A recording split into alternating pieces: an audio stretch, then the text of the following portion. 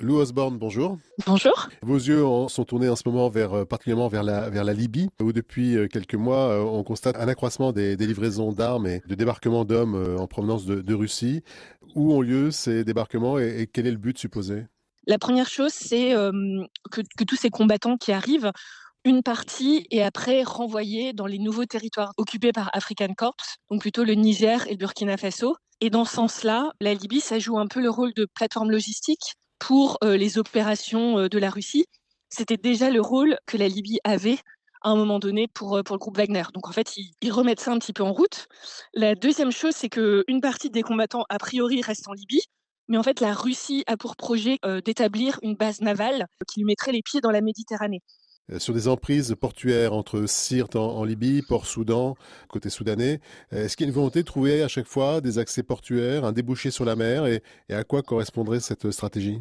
Clairement, là, aujourd'hui, je pense plus sur la Libye que sur le Soudan. Ça crée maintenant un espèce de couloir avec la Syrie, évidemment. Et puis, on a vu que toute la partie Golfe Persique était aussi dérangée par ce qui se passait avec le Yémen, les Houthis, et donc derrière un petit peu la main de l'Iran. Et donc, quelque part, ça crée un couloir qui est assez intéressant pour les Russes. Ça crée une voie maritime qu'ils peuvent contrôler.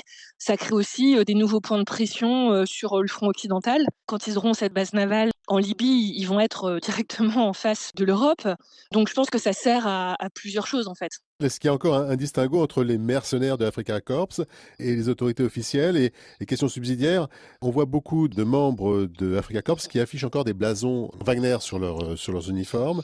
Il y a un mélange des genres, il y a une confusion ou tout ça est en fait la même entité?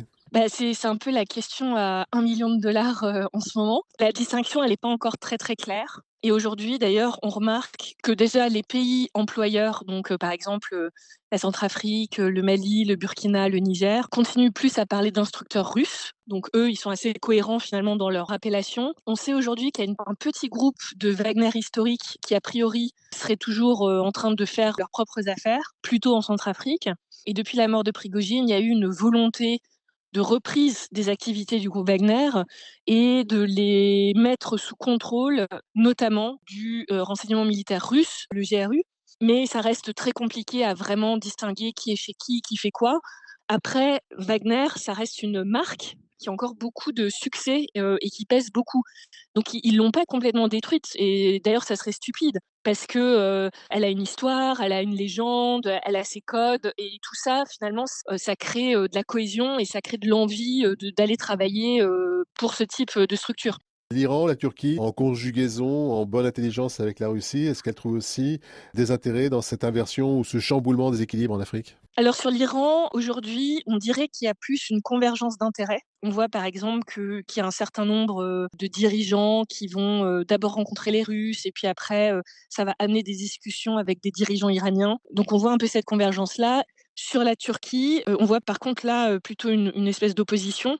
Déjà en Libye, le gouvernement de Tripoli, il est historiquement plutôt, soutenu par la Turquie, alors que les territoires du maréchal Haftar, c'est plutôt la Russie. Et aujourd'hui, on voit l'arrivée, sur la partie Sahel, d'une autre organisation paramilitaire qui s'appelle Sadat, qui est turque, qui est déjà présente en Libye depuis plusieurs années et qui aujourd'hui assurerait la sécurité d'officiels au Mali, alors qu'une autre partie des officiels sont sécurisés plutôt par Wagner. Et ils seraient aussi en train d'arriver au Niger. Et donc du coup, là, grosse question parce qu'ils vont être un peu à se regarder en chien de faïence et c'est pas dit que ça soit forcément voulu. Visiblement, les soldes versés aux mercenaires turcs sont d'un autre niveau inférieur à celles versées à Wagner.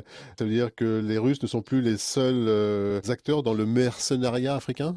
C'est vrai que c'est la première fois qu'on les voit arriver, plutôt sur la partie Sahel. Là où je pense personnellement il y a un avantage, c'est que la Turquie, elle est aussi très active économiquement sur le continent et elle est peut-être un peu meilleure ou un peu plus, compétitive, elle a des meilleures positions aujourd'hui que la Russie. Enfin, en tout cas, ça crée, une nouvelle alternative ou un autre choix. Louis Osborne, je vous remercie. Merci.